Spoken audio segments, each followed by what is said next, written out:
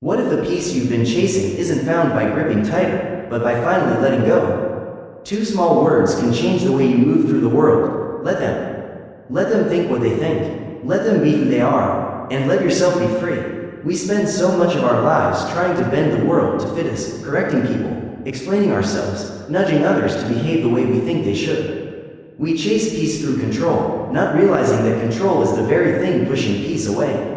The tighter our grip, the faster life slides through our fingers. And that's where a quiet, powerful idea slips in like a whisper. Let them. Let them misunderstand you. Let them misjudge you. Let them choose paths you don't agree with. Let them fail. Let them walk away. Let them believe they're right. Let them be loud, careless, distant, if that's who they choose to be. Let them say nothing. Let them say too much. Let them be who they are, while you remain who you are. This simple phrase, let them, isn't weakness, it's mastery. It isn't apathy, it's clarity. Because the moment you start trying to control people, their thoughts, their words, their responses, you begin draining your soul. You wake up tired, already on defense, already rehearsing arguments that might never happen, surrendering your day to a battle you never needed to fight. In doing so, you give your energy to everyone but yourself. You stop living from your values and start living in reaction to their choices. The Stoics understood this long ago. Peace doesn't come from controlling the world. It comes from mastering your response to it. Some things are in our control and some are not, Epictetus taught. Most people nod at that line and move on, but those who live it become quietly untouchable, not cold, not indifferent, just clear. Clear about what matters, unshaken by noise, detached from what doesn't. The let them mindset is a shift in how you carry yourself. It teaches you to stop lugging around what was never yours. Other people's opinions, let them. Their expectations, let them. Their resistance to your growth, let them. Because the moment you start chasing peace in them, you've already abandoned peace in you. This doesn't mean you become passive. It doesn't mean you excuse disrespect or tolerate mistreatment. We'll talk about that later. It simply means you stop confusing your job. Your job is not to change people. Your job is to observe, to discern, to choose, and to walk away if necessary, without making a scene and without needing to be right. When you stop joining every battle that doesn't serve you, you reclaim energy you didn't realize you were losing, mental space, emotional clarity, creative power. You stop rewriting reality and start accepting it, not because you approve of everything, but because you've decided to direct your energy toward becoming, not convincing. Think about how many times peace was within reach, and you let it slip because you couldn't let them. Let them go, let them change, let them stay stuck, let them talk, let them walk away, let them shine or fall, or simply disappear from your story. Let them reveal who they are, while you focus on who you are becoming. That's what this episode is about. A practice, a mindset, ancient wisdom made urgent by modern chaos. Let them isn't a rule for the world, it's a rule for your soul. It's a way of moving through life with less resistance and more clarity, less noise and more truth. And today we'll break it down, 10 reflections, 10 ways to bring this theory into your daily life. Not as a concept to admire, but as a discipline to live. Because the most peaceful people aren't the ones who've avoided conflict. They're the ones who stopped trying to control what was never theirs. So take a breath, release who you need them to be. Let this be the moment you choose peace over power, clarity over control, evolution over ego. Let's begin. Let them be who they are. There's something liberating, almost spiritual, about allowing people to reveal themselves without interruption. No correction, no persuasion, no attempt to rewrite them into a version that suits us. Just a quiet, steady observation of who they choose to be, while you stay anchored in who you are. We ended the last part with one simple but profound idea. Peace is found not in controlling others, but in letting them be who they are. Now, let's take that thought one step further. Think about those moments when no one is monitoring or managing their behavior, when people reveal their truest selves. This is exactly where the let them mindset begins. It doesn't start with judgment. It doesn't begin with silence laced with resentment. Instead, it flows from a deeper, calmer place, a genuine detachment born from one unshakable truth. People are who they are, and your peace has never depended on them changing.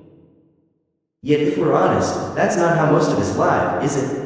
We spend so much of our lives editing people, trying to polish their rough edges, adjust their tone, steer their choices, or shape their reactions. We fix, we guide, we persuade, we correct, we coach, we argue, we hint, sometimes even manipulate. all under the banner of loyalty, connection, or love. But here's the paradox. While we're so busy molding others, we forget that real clarity doesn't come from forcing people into the version we desire. It comes from stepping back, watching, and allowing them to show us who they truly are when we stop controlling. Letting people be themselves does not mean you endorse every word they say or every action they take. It means you stop wasting your breath and your energy trying to mold them into someone they have no interest in becoming. It means stepping back, not in anger, but in awareness. Because the harder you push to change someone, the stronger their resistance becomes. They may rebel, they may perform, they may quietly resent you, but whichever way it unfolds, you never really see them. You only see the mask they put on in response to your pressure. And that is dangerous. Why? Because it creates a false sense of connection. You start to believe you've guided them, improved them, helped them. But the reality is harsher. You've only helped build a performance, a fragile harmony, one that collapses the very moment you stop holding it up. The Stoics would call this a failure of wisdom. It reveals that we've misunderstood the nature of control. We've mistaken influence for power. We've confused temporary change with genuine growth. The wise path offers something far more solid. It says, let them talk, let them act, let them reveal themselves, and once they do, you finally get to make a decision, not on the fantasy of what they could be, but on the truth of who they are. There's another gift in this practice. It protects you from self-deception. Think for a moment. How many times have you ignored the red flags, convincing yourself you could change someone? How many times have you poured your soul into potential instead of presence? How often have you chosen to see what you wanted to see, only to suffer for it later? That kind of suffering is not noble. It is not love. It is attachment mixed with illusion, and nothing erodes your peace faster than that. But when you embrace the let them mindset, your vision sharpens. You notice things you used to miss. You see how people treat others when there's no advantage to be gained. You observe how they handle stress, how they deal with disappointment, how they respond to success. You stop reacting. Instead, you reflect. You stop projecting. Instead, you perceive. And in that shift, perception becomes your power. Not power over them, but power within you. The power to decide who earns a place in your life, who deserves your investment, who is safe to allow near your energy. You also stop chasing compatibility, because you begin to realize, if a relationship requires your constant effort just to keep it alive, then it's not really alive. It's being carried. Now, love, friendship, and true connection all take work, yes. But they should never demand that you abandon yourself in the process. They should never force you to shrink your standards just to keep someone else comfortable. Allowing people to be who they are means giving them the freedom to disappoint you, to fail you, even to disrespect you.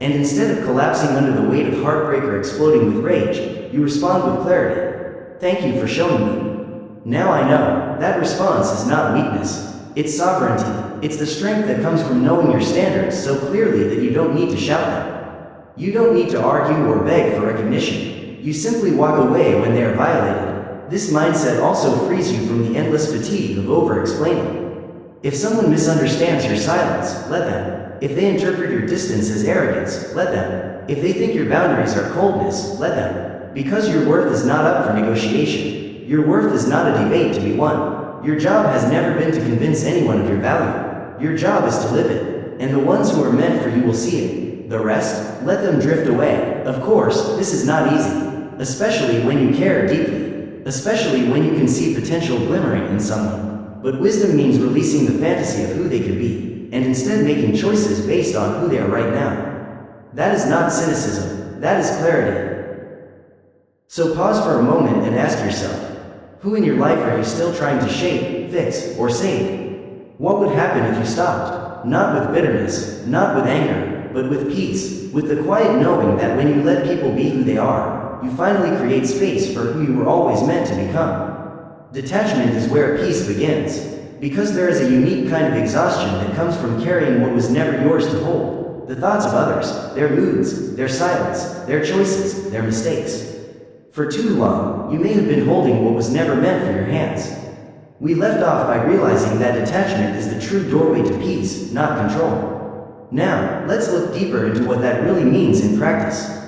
Think about it. So often we exhaust ourselves, trying to hold everything together, managing people's moods, patching up every mistake, carrying every silence like it's a personal insult. And then we wonder why we're burned out, anxious, resentful, or simmering with quiet anger. The truth is simple, though sometimes hard to accept. Peace does not come from control. It comes from detachment. But let's be very clear, detachment is not indifference. It's not coldness. It's not shutting down your emotions or walking through life numb. True detachment is something much wiser. It's the conscious decision to release what you cannot control and to reclaim what you can, your thoughts, your actions, your energy. That is where your power lives. It's a practice, a discipline, a way of moving through life with open hands instead of clenched fists. Imagine holding sand in your palm. The tighter you squeeze, the faster it slips through your fingers. But when you hold it gently, openly, it remains. That is the essence of detachment. The Stoics were masters of this truth. They taught that serenity comes only when you align your concern with what's truly within your control. And they were right, because the moment you release the illusion that you can fix everyone, please everyone, or protect everyone, something remarkable happens. You exhale.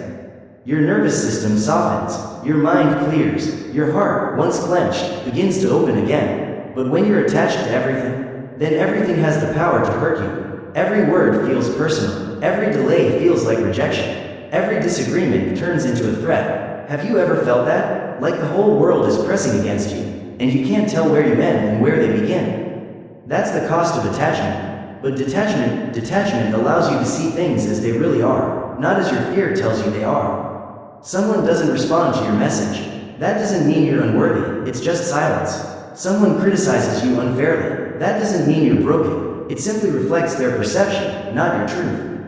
This is the gift of detachment. It creates space between the trigger and the story you tell yourself about it. And in that sacred space, peace lives. That's where you stop being a puppet, no longer yanked around by every swing in someone else's mood or every subtle shift in their tone. You stop trying to decode their silences. You stop rehearsing what they might be thinking. You stop twisting yourself to manage emotions that aren't yours to manage. Instead, you stay rooted in your own center, and that center is built on clarity, not chaos. Detachment also restores your power. When you're tangled up in everyone else's emotions and decisions, you lose access to your own. You forget your own needs. You silence your own intuition. You scatter your focus. But when you gather your energy back, suddenly you can feel again, think again, act with intention again. And that shift doesn't just improve your mood, it creates real momentum. The kind that changes the course of your life. Still, here's the challenge. Detachment will feel unnatural at first. Especially if you've been conditioned to overgive, to overexplain, to overinvest. Especially if you've tied your worth to being needed. At first, it will feel like distance. It will feel like you're failing, like you're selfish. But hear me, it's not selfishness. It's sovereignty. That discomfort is simply the old program resisting the new standard. Because detachment is not withdrawal, it's elevation. It's refusing to drown in someone else's storm just to prove you care. Sometimes the kindest, most loving thing you can do for someone is to let them feel the weight of their own choices. To let them experience the sting of their consequences. To allow them the dignity of learning, even if it's uncomfortable to watch. That is where maturity meets compassion. That is where love meets wisdom. You can still care, you can still support, but not at the cost of your own stability, not at the cost of your sanity. Detachment is also vital in healing, because if you try to move forward while still energetically entangled with the people, places, or patterns that broke you, you will remain stuck, chained to a past that has no power to change. Detachment doesn't erase the past, it allows you to honor it without being enslaved by it, to remember without reliving, to learn without looping. And from that grounded place, you begin to reclaim peace, not as a fleeting moment, but as a permanent home. So how do you practice it? You pause, you breathe, you notice the urge to react, and instead of reacting, you reflect. You ask yourself, is this mine to fix? Is this mine to hold? Is this mine to carry? If the answer is no, then let it go. Let it pass, let it burn itself out, not because you don't care, but because you finally learned. Peace is your responsibility. And no one else can protect it for you. So ask yourself now, where in your life are you holding too tightly? Who are you still trying to manage, correct, rescue, or carry? And what might your day feel like if you simply loosened your grip, if you simply let go? Because real peace doesn't require the world to change. It only requires you to stop trying to change it. Control is rooted in anxiety. And here's the irony. Control rarely feels like fear at first. We just uncovered how control often grows out of anxiety, out of that restless urge to grip life tighter in hopes that peace will finally appear. Now, let's go deeper into that truth. At first glance, control doesn't look like fear. It disguises itself. It feels like order, like logic, even like responsibility. You tell yourself, I'm just trying to help. I'm just guiding. I'm preventing mistakes before they happen. But beneath that polished surface, something else stirs. There's a tension in your chest, a constant mental checklist that never seems to end. And if you listen closely, there's an inner voice whispering, if I don't manage this, everything will fall apart. That whisper, and anxiety is clever. It dresses itself in costumes. Sometimes it looks like love. Sometimes it looks like protection. Sometimes it looks like duty. But peel back the mask and you'll see what lies underneath, the raw discomfort of uncertainty. You don't actually fear the person. You fear the unknown. You fear what might happen if they make their own choices. What if they walk away? What if they disappoint you? What if they refuse to follow the script you've been silently writing for them in your mind? And so, you tighten your grip, not because you're strong, but because you're scared. The Stoics had no illusions about this. With sharp clarity, they understood that most of life unfolds outside our control. What others say, what they do, how they feel, that belongs to them. The weather, the economy, the past, the future, the opinions of strangers, none of these belong to you. Epictetus put it plainly, make the best use of what is in your power, and take the rest as it happens. Simple words, yet how often do we resist them? For many of us, surrender feels dangerous. It feels like if we release control, we're releasing safety. That belief, that control equals security, is exactly what chains us to anxiety. Tightness, that urgency is not wisdom, it's anxiety. Here's the truth, the need to control is rarely about another person. It's about the story playing in your own head. You tell yourself, if I can get them to change, I'll finally feel okay. If I can prevent this mistake, I'll finally relax. If I can force them to understand, I'll feel seen. But peace built on control? It's brittle. It shatters the moment life steps out of line. True peace is different. It's not resignation, but realism. It's the deep knowing that you are not the director of everyone else's life. Control creates a false sense of responsibility. You begin carrying burdens that were never yours. If someone struggles, you think it's your duty to fix it. If someone is angry, you assume it must be your fault. If someone makes a poor choice, you treat it as a reflection of you. But let's be clear, that's not love. That's not care. That's codependency. And it will drain you, not because people are broken, but because you're trying to be the glue holding everything together. But here's a thought. What if you stopped playing the glue? What if you allowed people to fall? Not because you don't care, but because you finally understand they need to learn to stand on their own.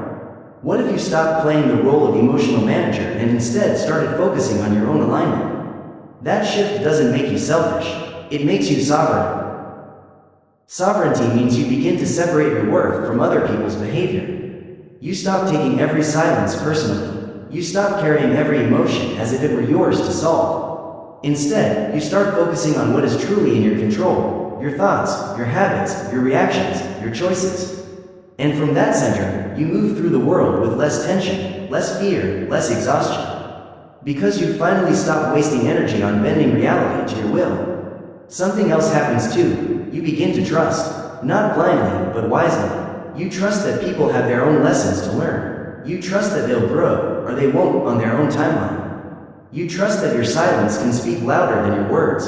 You trust that sometimes walking away is more powerful than holding on. You even start to trust life itself, not because it's perfect, not because it's predictable, but because your peace no longer depends on predictability. And here's the most freeing part. When you stop trying to control others, you create space for them to be real. And in that space, they'll either rise or reveal. Either way, what you gain is truth. And truth always leads to better decisions, clear ones, not emotional ones. So let me ask you, where in your life are you confusing control with care? Where are you forcing, fixing, or managing? Not because it's your job, but because you're afraid. And what might happen if you trusted the process just long enough to let go? Because behind every controlling habit is an anxious heart, and behind every peaceful mind is the courage to release. That's why we must also learn to let people fail and learn. We live in a culture that worships comfort. We rush to make life easier, faster, smoother, not only for ourselves, but for those we love. And while that may look like compassion, it often steals the very thing people need most, the chance to fail, the chance to struggle, the chance to learn through experience. Letting people fail isn't cruelty. It's wisdom, it's restraint. In the last part, we saw how letting people fail is not cruelty, but wisdom. Now let's go further, because this lesson touches the deepest part of love and boundaries. 2150. In the last part, we saw how letting people fail is not cruelty, but wisdom. Now let's go further, because this lesson touches the deepest part of love and boundaries. 2150. Letting someone fail requires strength. The strength to step back and allow them to meet the sharp edge of their own decisions. Because here's the truth. No matter how carefully you explain, how lovingly you warn, or how desperately you try to help, some lessons are written only in the language of pain. And sometimes the most loving thing you can possibly do is nothing. 2215. But let's be honest, this is hard. Especially if you're someone who feels deeply, who notices everything, who carries empathy like it's second nature. When you see someone heading toward a mistake, everything inside you wants to interfere, to fix, to rescue, to shout, "Don't do that." I've been there, I know how this ends. And maybe you really do know. Maybe you've lived that ending before. But knowledge, without the sting of experience, rarely sticks. 2240. People rarely transform because of what you say. They change because of what they feel. Because they touched the hot stove for themselves. Because they lost something they didn't know they were taking for granted. Because they were forced to sit in the silence they created. The Stoics knew this truth well. They taught that suffering is not the enemy. It's the crucible where transformation is forged. 2304. Seneca once wrote, "Difficulties strengthen the mind as labor strengthens the body." We don't grow from comfort. We grow from contact with reality. And reality doesn't soften itself for your emotional protection. It teaches through exposure, through consequence, through truth. When you let people fail, you are not abandoning them.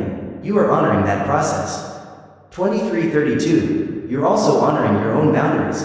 Because here's what happens when you're always rescued. You're always entangled. And when you're always entangled, you take on guilt that was never yours. You carry burdens that don't belong to you. You get pulled into cycles where you're cast as the fixer and they play the role of the broken one. That imbalance poisons relationships slowly but surely. 2356. Resentment creeps in. They become dependent on your intervention. And in the end, neither of you grows. But when you step back, when you allow space, something shifts. You stop protecting people from their own lessons. You stop wearing the heavy costume of the hero or the martyr. Instead, you simply allow, not because you've stopped caring, but because you've realized that care without space always turns into control. And this truth cuts deepest in our closest relationships, with family, with partners, with friends. We've been taught to think love equals prevention, that if we really care, we'll shield the ones we love from pain. But that's not love, that's fear. Fear that their failure reflects on us. Fear that their suffering will make us uncomfortable. Fear that if they hurt, we'll hurt too. But pain is part of the process. And when we try to protect people from pain, we don't prevent growth, we only delay it. Letting people fail requires trust. Not blind trust in them, but trust in life itself.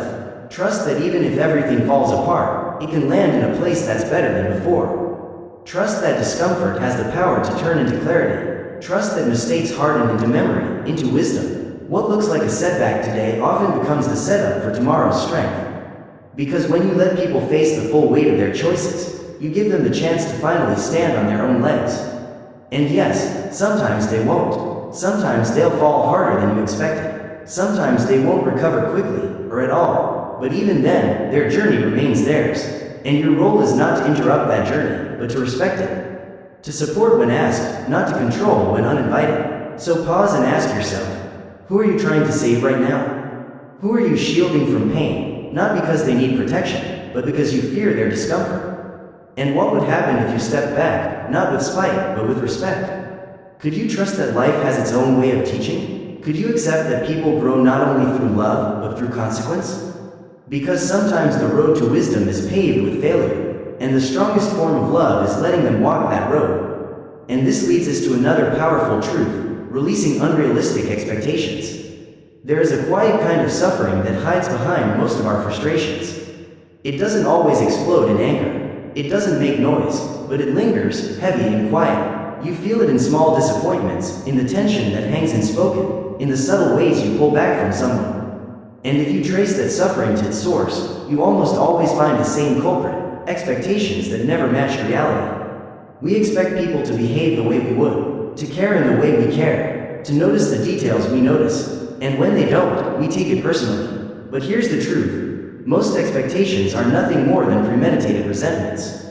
Assumptions dressed up as fairness. They trick us into believing that what we're asking is simple, obvious, even reasonable. We just explored how so much of our quiet suffering comes from expectations that never match reality. Let's step deeper into that truth. Often, what we expect feels so simple to us. We think, surely anyone with a good heart would do this. Surely anyone who cares would respond this way. But those assumptions are not built on their wiring, they're built on ours. And when we impose those silent rules on others, we set ourselves up for disappointment and set them up for judgment. The Stoics warned against this very trap. They reminded us again and again: people will act like people. Expecting anything else is the root of unnecessary pain. Marcus Aurelius captured it perfectly when he wrote, "When you wake up in the morning, tell yourself, the people I deal with today will be meddling, ungrateful, arrogant, dishonest, jealous, and surly." Not because he was bitter or cynical, but because he understood the power of preparation. He understood the wisdom of seeing reality as it is, not as we wish it to be. Because unrealistic expectations are, in truth, the enemy of peace. Think about it. When you tie your emotional state to someone else's behavior, you've handed them the keys to your peace. You feel loved only if they text you back on time. You feel respected only if they say the words you silently rehearsed for them in your head. You feel seen only if they respond in exactly the way you imagined. And when they don't, you spiral, you take offense, your mind begins spinning stories. They don't care. They're selfish. They should know better. But here's the truth: they're just being themselves. You're the one layering extra meaning onto their actions. Releasing unrealistic expectations doesn't mean lowering your standards. It doesn't mean tolerating disrespect. What it means is that you stop projecting your personal standards onto people who never agreed to them in the first place. 2909. We just explored how so much of our quiet suffering comes from expectations that never match reality. Let's step deeper into that truth. Often, what we expect feels so simple to us. We think, surely anyone with a good heart would do this. Surely anyone who cares would respond this way. But those assumptions are not built on their wiring, they're built on ours. And when we impose those silent rules on others, we set ourselves up for disappointment and set them up for judgment. The Stoics warned against this very trap. They reminded us again and again: people will act like people.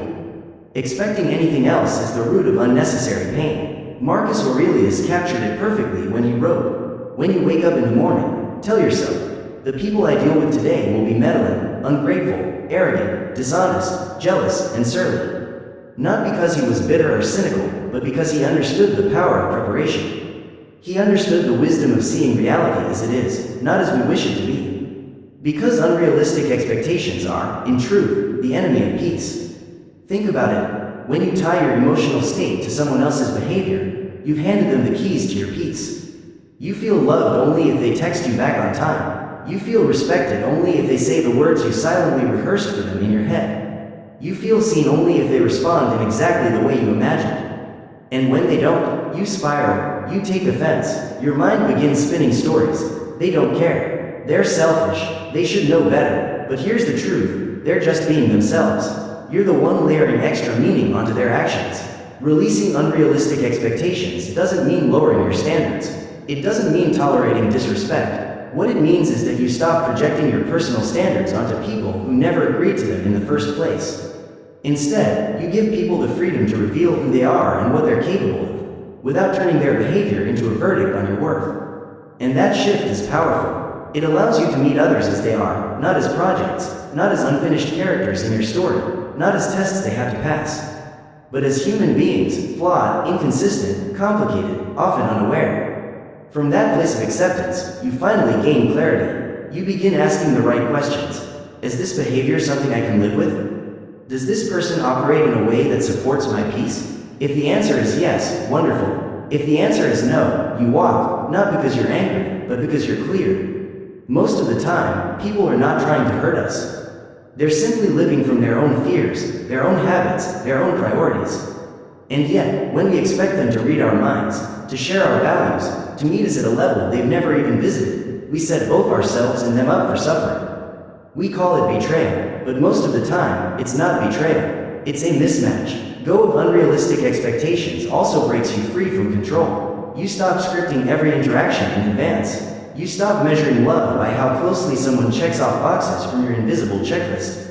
Instead, you begin appreciating what they do bring, rather than obsessing over what they lack. And yes, this isn't always comfortable. It takes humility, because it forces you to admit, some of your pain didn't come from what they did, but from what you expected them to do. You'll have to confront the part of you that still whispers, if I love enough, they'll change.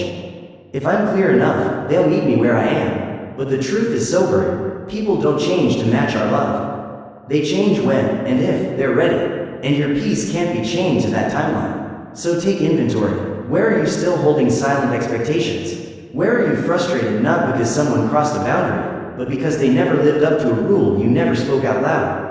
Where are you quietly making someone wrong for being exactly who they've always been? And perhaps most importantly, what would it feel like to stop expecting and start observing? To stop demanding and start deciding? Because peace doesn't arrive when others finally meet your expectations. It comes when you release the ones that no longer serve you, and finally meet yourself where you are. And here's the next piece of wisdom. Not everything needs a reaction.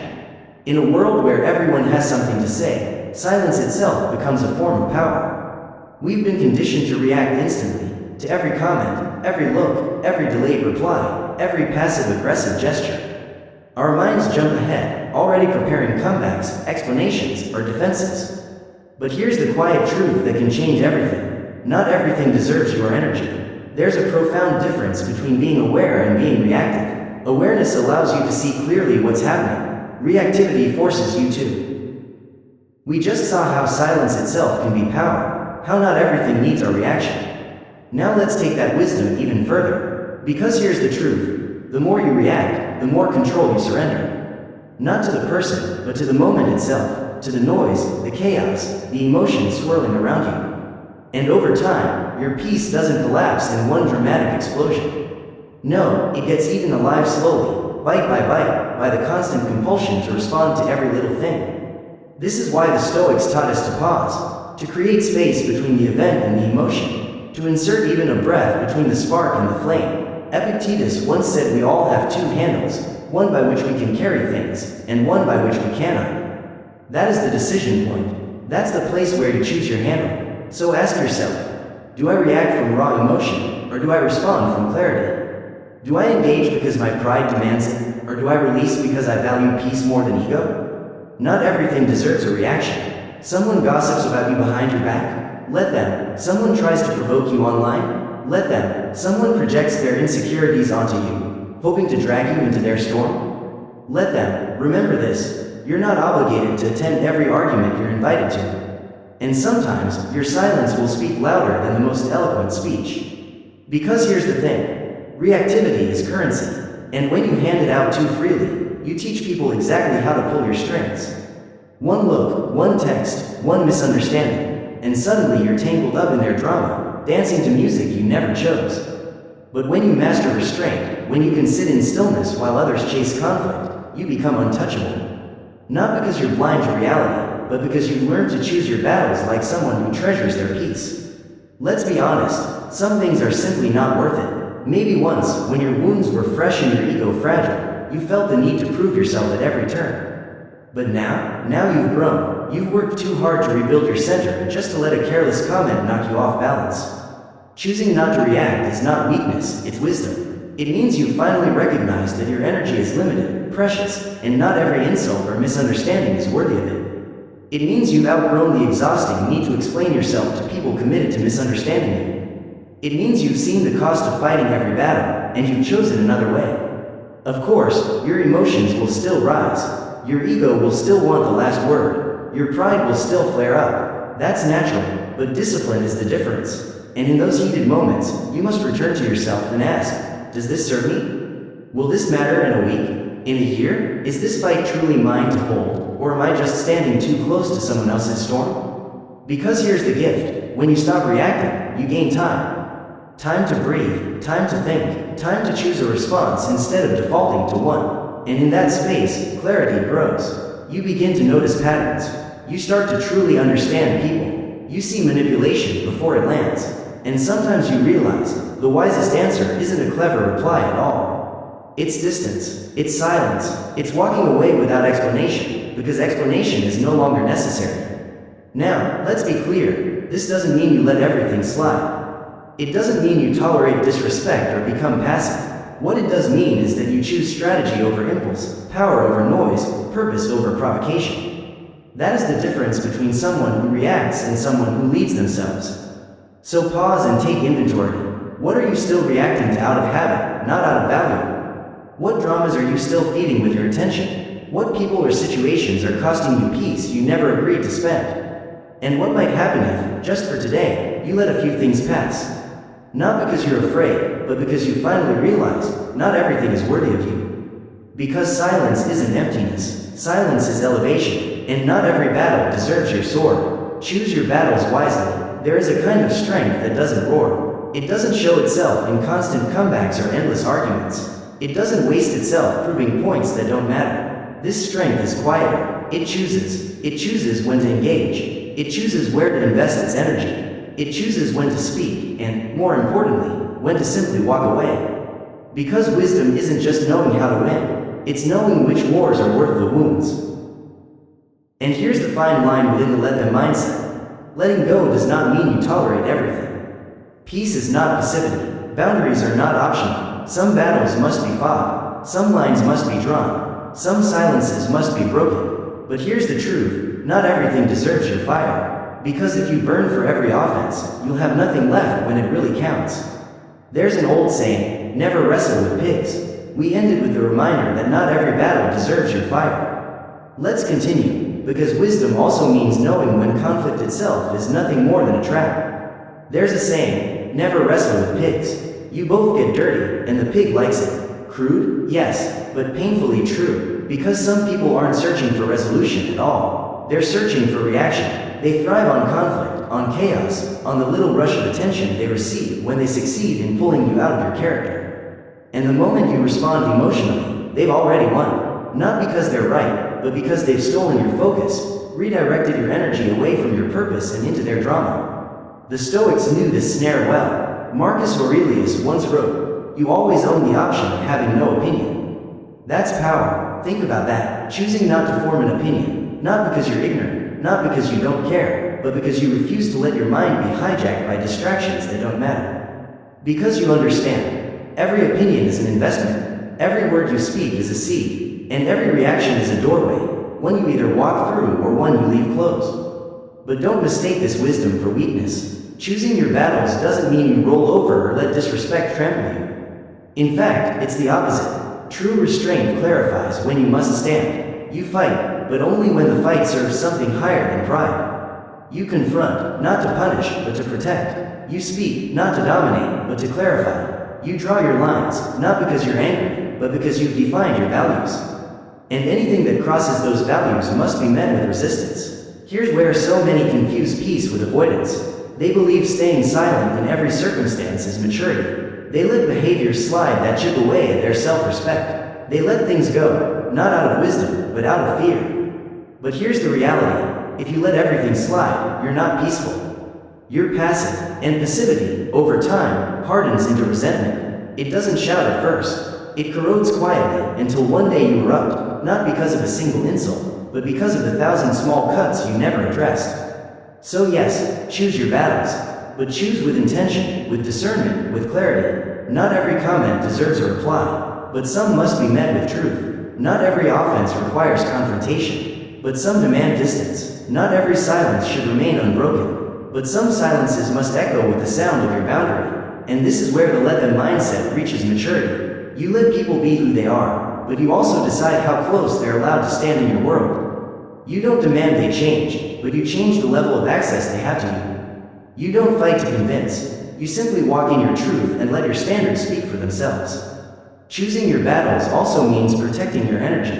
That requires brutal honesty with yourself. What am I really fighting for here? Is it justice or validation? Is it truth or control? Is this necessary or just familiar? Because sometimes we fight not because it matters, but because conflict feels like home. Because we grew up in environments where being on edge was normal. Their survival patterns are not life strategies. You don't need to swing at every shadow. You don't need to prove your worth to anyone determined not to see it.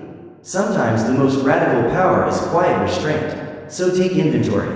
What battles are draining you? What arguments are you repeating again and again? What situations are stealing your time without offering growth in return? And ask yourself, what would my life feel like if I stopped letting chaos choose the battlefield, and instead chose my own ground? Because a wise person is not one who avoids conflict entirely, but one who refuses to let chaos dictate where and how the battle will be fought. And here's where the focus must shift, back to you. At some point, you have to ask yourself the hardest question of all. How much of my life have I spent watching other people live theirs? How much time has slipped away while I overanalyzed their words, their silences, their moods, their mistakes? How many nights have I wasted replaying conversations that weren't even worth having, while my own needs went unmet, my own goals sat untouched, my own peace quietly eroded in the background? We become so consumed with others that we forget ourselves. We keep score of who disappointed us, who ignored us, who failed to show up the way we hoped. And in the process, we stop showing up for ourselves. We abandon our routines, our boundaries, our rest, our creativity, because we're too busy mentally managing everyone else's life. But the let them mindset redirects that energy. It teaches you to stop checking everyone else's emotional temperature and start checking in with your own. Not in a selfish way, but in a self-aligned way. Because peace never comes from fixing others. Peace comes from focusing on what you can actually control. Your mind, your body, your habits, your environment. And this, once again, is exactly what Stoicism has been teaching all along. We just uncovered how the let them mindset redirects energy back to yourself, toward your own growth, your own discipline, your own alignment. Let's press deeper into that shift. Epictetus once said, "Man is not worried by real problems so much as by his imagined anxieties about real problems." And what are those imagined anxieties if not the endless obsession with how others think, act, or respond? We don't live in reality half the time. We live in stories about reality. 44 to 21. Let them cry. Let them sit in silence. Let them be disappointed, frustrated, overwhelmed, heartbroken. Let them feel the full weight of their experience without rushing to interrupt, without trying to redirect it. Not because you don't care, but because you finally understand that feeling is not weakness. Feeling is not danger. Feeling is human. What the world needs is not more people who can fix everything. The world needs more people who can hold space, who can sit beside someone in the storm without scrambling to stop the rain. Who can say, not with empty platitudes but with presence, "I'm here. I'm not here to erase your pain. I'm here to witness it with you." Did they mean by that? Are they mad at me? What if they never forgive me? These loops don't heal a thing. They don't solve the problem. They only distract you from the one person you can actually influence, yourself. Shifting the focus back to you doesn't mean you stop caring. It means you stop over-caring at your own expense. It means you bring the mirror home. You start asking, what do I need right now? What am I avoiding? Where am I outsourcing my worth? Because here's the truth. The more time you spend dissecting other people's behavior, the less time you spend building a life you're proud of. It becomes a slow death by distraction. Every minute spent wondering why they haven't changed is a minute you're not changing yourself. Every emotional spiral drains clarity you could have used to move forward. And here's the hardest part. No one is coming to save you from this cycle. No one's going to tap your shoulder and say, "Hey, you've been neglecting your own growth while staring at theirs." That moment of awakening has to rise from within. And when it does, everything shifts. You stop waiting. You stop analyzing. You stop begging for closure from people who never gave you clarity in the first place. Instead, you turn inward. You begin building peace with discipline, with routine, with presence. You start making your bed. You show up for your workout. You keep your promises to yourself, not to prove anything to anyone, but because you're done losing yourself in people who never earned that access to begin with. You begin to notice all the leaks. How much of your power has slipped away through arguments that don't matter, relationships that don't grow, thoughts that never end. And finally you say, no more. This is my life, my energy, my time. And the moment you stop focusing on everyone else's choices, you remember your own purpose. But here's the thing, it's not a one-time shift. It's a practice. You'll need to return to it every time the old patterns repeat. Every time your mind drifts back into analysis mode. Every time you catch yourself trying to fix, to rescue, to manage someone who never asked for it, pause. Ask yourself, what is this distraction costing me? What have I abandoned in myself while trying to be everything for everyone else? Because the truth is this, when you focus on yourself, not selfishly, but intentionally, you rise. You rebuild your strength, your clarity, your presence, and eventually you realize something beautiful. The people who were truly worth your energy never needed to be chased. They were walking beside you all along. And here's another piece of wisdom. Let people feel their emotions. It's one of the most human things we resist. Someone cries, and we rush to say, don't cry. Someone's angry, and we tell them, calm down. Someone is quiet, and we press them, what's wrong? As if silence is a problem to be solved. We don't do this because we're cruel. We do it because we're uncomfortable. We don't know how to sit with pain, with grief, with feelings that can't be neatly labeled or quickly resolved. But there is another way, one far more powerful, far more human. Let them feel, let them cry, let them sit in silence, let them be disappointed, frustrated, overwhelmed, heartbroken. Let them feel the full weight of their experience without rushing to interrupt, without trying to redirect it. Not because you don't care, but because you finally understand that feeling is not weakness. Feeling is not danger. Feeling is human. What the world needs is not more people who can fix everything. The world needs more people who can hold space, who can sit beside someone in the storm without scrambling to stop the rain, who can say, not with empty platitudes but with presence, I'm here. I'm not here to erase your pain. I'm here to witness it with you. The Stoics understood this value of inner experience. They didn't deny emotion. They didn't preach suppression. They simply refused to be ruled by it. They knew pain was a signal, not a life sentence. They knew sadness was not a flaw in the system, but part of the human design. Marcus Aurelius never preached rejection of feeling. He preached observation, and that's exactly what holding space is, witnessing control. Being present without trying to manage the moment. Letting people feel their emotions also means resisting the reflex to interpret every expression. We think they're angry, so it must be about me. But often, we just uncovered how holding space means resisting the urge to interpret or control someone else's emotions. Let's continue from there, because here's what often happens. Someone gets distant, and immediately we think, it must be about me. I must have done something wrong, or they're angry, and we convince ourselves, this anger has to be directed at me. But the truth is, their emotions are theirs. They belong to them, not you. You don't need to fix their feelings in order to be loved. You don't need to absorb their emotions in order to be kind. You don't need to fully understand what they're going through to offer genuine presence. Sometimes the greatest kindness you can show is this: don't make it about you. Let them have their experience without inserting yourself into it. That also means surrendering the illusion that you know what's best for someone else. You might think, if they just looked at it differently, they'd feel better. If they stopped thinking this way, they'd be fine. But healing doesn't work that way. Clarity doesn't come on command. Growth isn't delivered by advice. It's earned through lived experience. When you allow someone to feel what they feel, without judgment, without rushing in with solutions, you're giving them the dignity of learning the lesson only they can discover. And this becomes especially important in close relationships. It's so easy to slip into the role of fixer, the one who always knows what to say, who smooths every rough edge, who tries to make everything better. But when you do that too often, something dangerous happens. You unintentionally teach the people around you that their emotions are too heavy, that their sadness is inconvenient, that their anger needs correction instead of compassion. And slowly, over time, they silence themselves. Not because they've healed, but because they've learned you can't handle their fullness.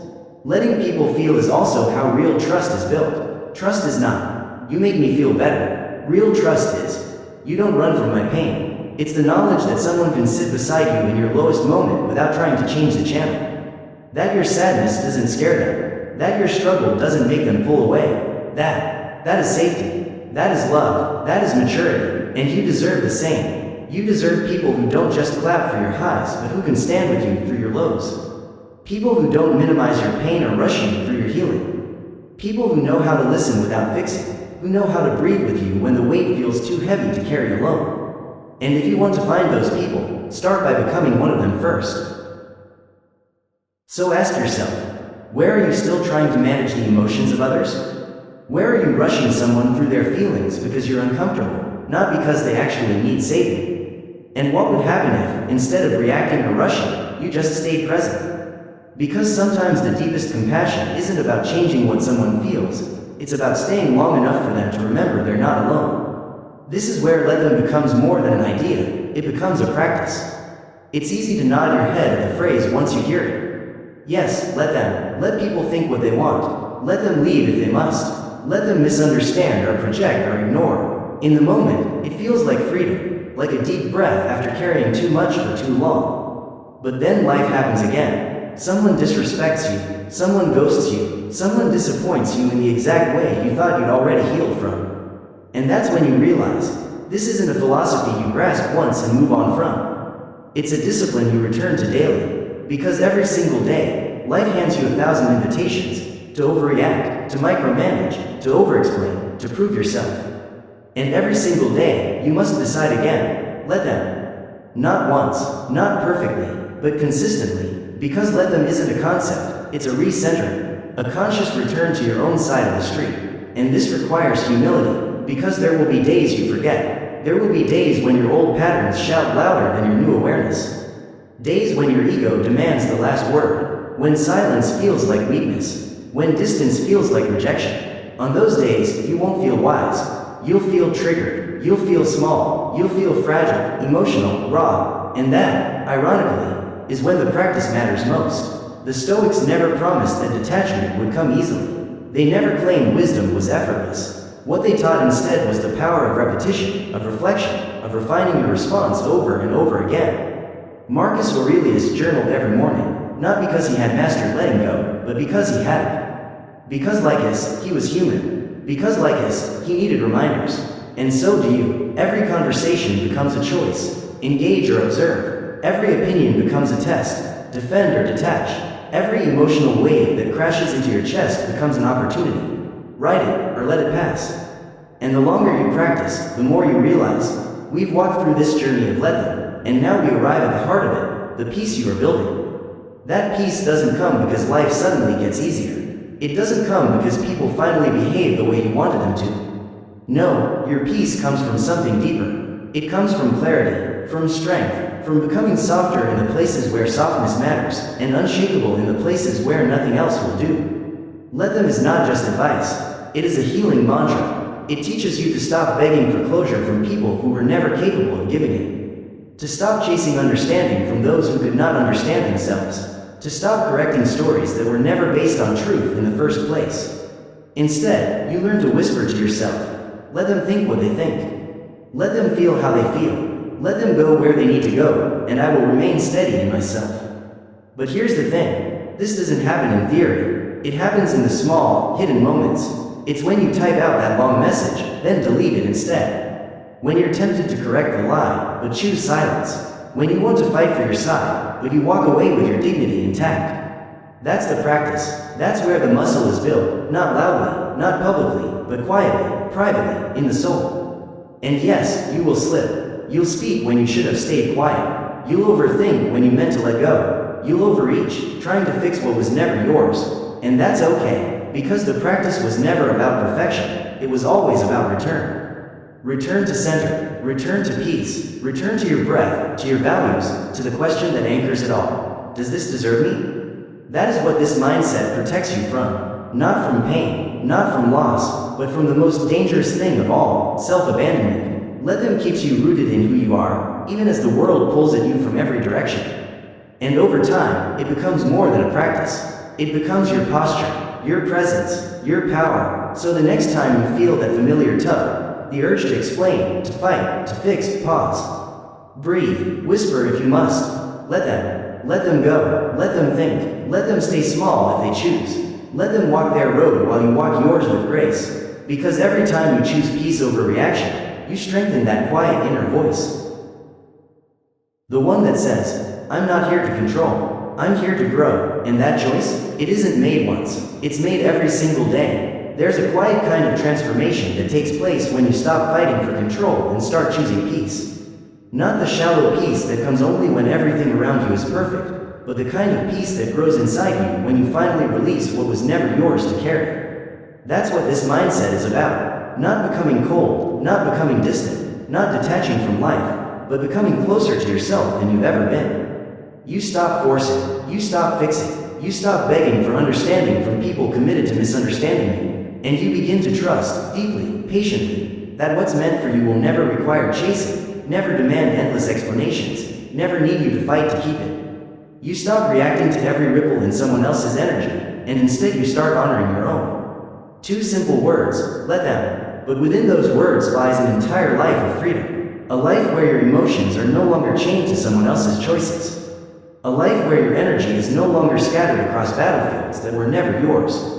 A life where your power is rooted not in control, but in clarity. So let them pull away. Let them talk. Let them stay the same. Let them walk out. Let them reveal who they are, and believe them the first time. You don't have to change anyone. You don't have to prove anything. You don't have to rescue what is trying to fall apart. Your only job is to stay centered, grounded, honest with yourself. This is the daily practice. In small moments, in silence, in the pause between thought and action, choosing peace over pride, presence over panic, growth over noise, because when you master the art of letting them, you begin something extraordinary. You finally begin the lifelong process of becoming you.